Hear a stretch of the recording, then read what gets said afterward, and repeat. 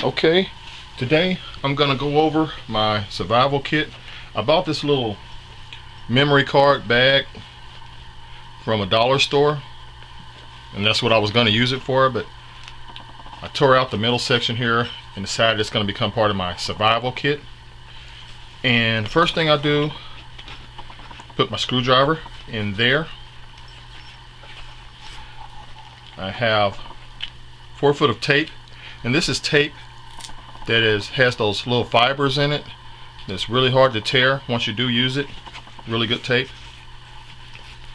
If I'm in an outdoor situation, I want some bug protection, and this says West Nile virus protection as well, so this should be pretty good.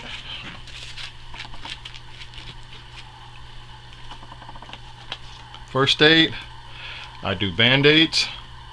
I have 5 band-aids, and if you have 5 band-aids, every time you're changing a scrape or a wound, you're going to need 5 alcohol preps.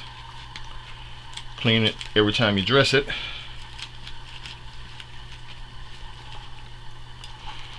If it's a little bit painful for you, I've got a BC powder and 6 Tylenol and a rubber band, kind of like as a tourniquet or whatever it could be used for, but I have pain relief. And if I have to sleep out on the grass or something, I never know when I might be allergic to something, so there's 2 pills of Benadryl.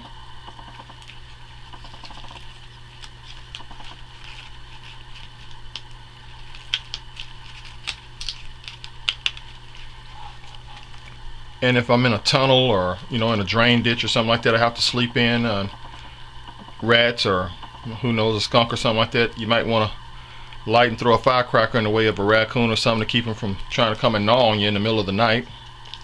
Just something to deter bugs and critters and varmints.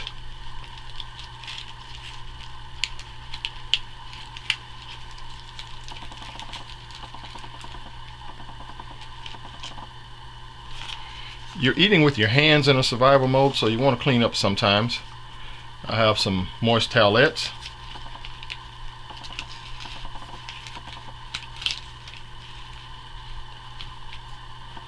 And for water purification, coffee filters.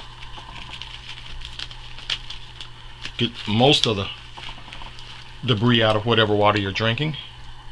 And for the chemical sake of whatever water you're drinking, iodine and neutralizer for the iodine. If you ever had that iodine treated water, yuck.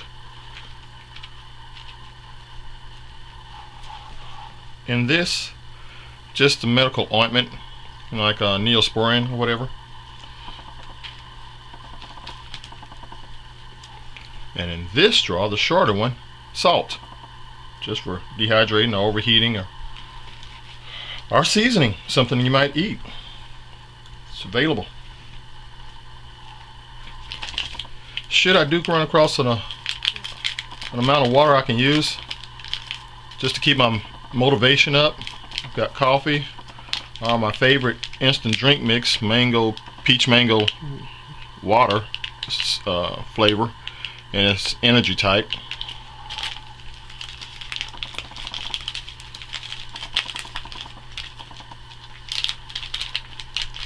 Now,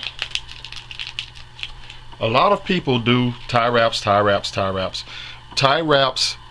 after a while, they're good for what they're good for, but they're good for one time. Once you cut a tie wrap, it's no good anymore. So that's why I go with the twist ties.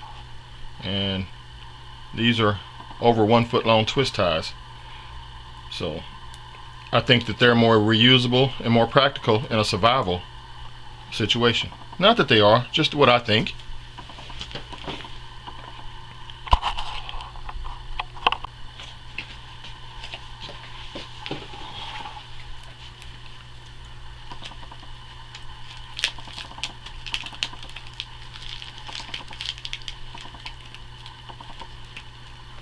Now over here, well, before I go here to finish up with this 2 paper clips, 4 safety pins. If I need metal, this is what I've got. Okay.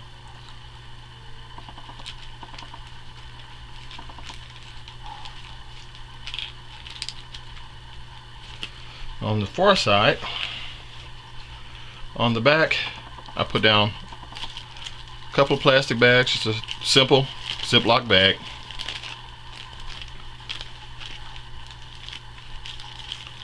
And then a freezer bag, a little bit thicker meal and a better zip tie on it. Either water, or if I do run across a food source, at least keeps the food for me until I'm ready to eat the rest of it.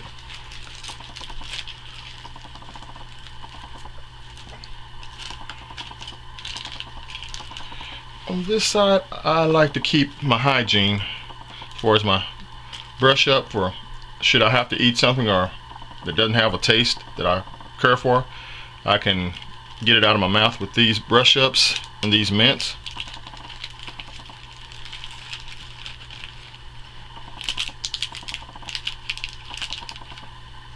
And a couple of picks with floss on them. You never know how tough the meat might be you're going to eat in a survival situation. I have waterproof matches and regular matches and a striker.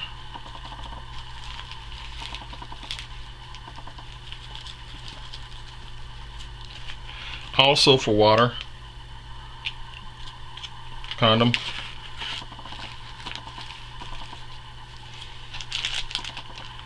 For fire, wet tinder, wet fires. This is a fire starting tinder, 2 of those.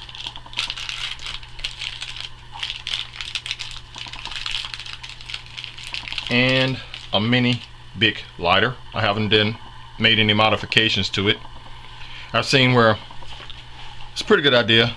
Cut the bottom of it off or take it off and stuff it with your cotton Vaseline balls, and it's just a striker to light those. A little bit longer fire starting than just the fluid in the lighter. Good idea. Everyone's seen the compass, whistle, magnifying glass.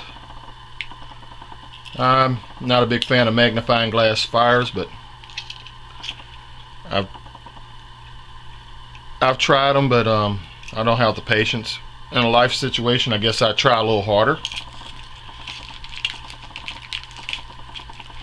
With the thermometer, I'm not really sure how useful a thermometer is to me outside of just peace of mind and know how cold it is when I'm really freezing.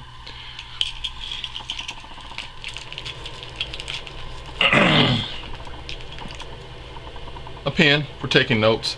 I don't necessarily keep paper, just by the fact that there's pretty much too much trash on our streets and everything anyway. This is my leaders and hooks and lead and 21 foot of twine in the kit. So it's my snare and fishing kit. Here is my needle and thread. I do believe I'll be replacing the thread with dental floss, just because it's more of a survival strength material than sewing thread.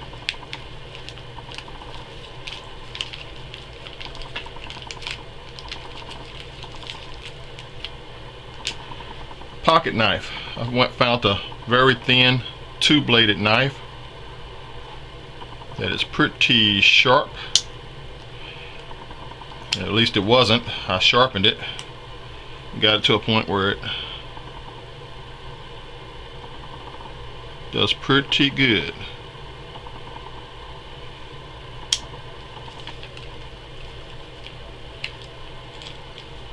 Can opener, should I do run across some food.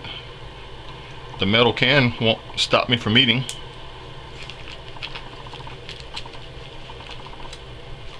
And if I do have to cross a creek or something and the shoes I'm in, your socks get wet. And I've had to try to hang my socks up before and worried about the wind blowing them, tying them in a knot, and then in the knot part it didn't get dry. So this would go right across the line just to secure my socks while they're drying if they did get wet.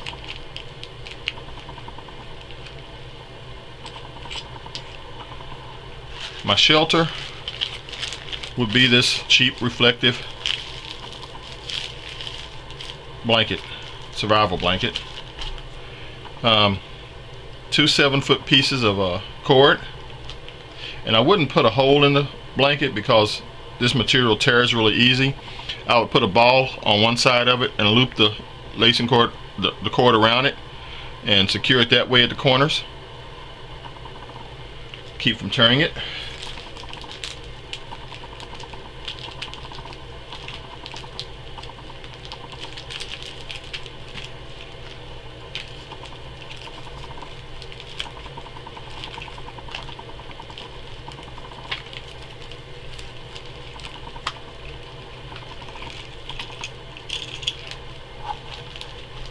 And this just for reflecting, signaling. It's thin, takes up no room at all. I'm at a situation where I'm thinking just a bag up battery to this light, or because this light doesn't really provide that much brightness to it at all. But if I kept it this way and I did lose my primary, I still have another source of light altogether. So I'm not really sure if I'm going to go with a backup battery for this one or keeping this in as a backup. I'm not sure yet.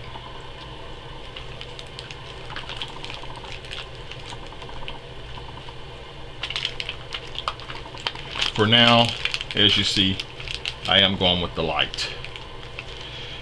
And before I close it up, I keep this not just as a food. I mean, it's not much of a meal, but you can cut off small slices of it and just kind of marinate them in your mouth like you would jerky, you know, just not necessarily just eating it, using it for the flavor and keeping your mind going. And as well, it would be bait for my fish hook, for my fishing, or for my snare trap. I do know how to make one snare trap, and that's pretty much what I would use this for, a source to get more food, an investment. And one more water bottle just to have, and that kind of completes my survival kit. It wouldn't keep me alive in a survival situation. I'm thinking a terrible situation. It wouldn't keep me alive, but it would help keep me comfortable in that type of a situation. So it stays in the car. Sometimes it goes into my place of work when it's bad weather and it's in its tornado season and so forth. It goes into work with me. And if it doesn't do anything else, it gives me a peace of mind that I'm a little bit more prepared than the average person when it comes to a situation where I would need any of these things. I don't have enough where it would supply comfort to the whole work crew, but it would supply comfort to me.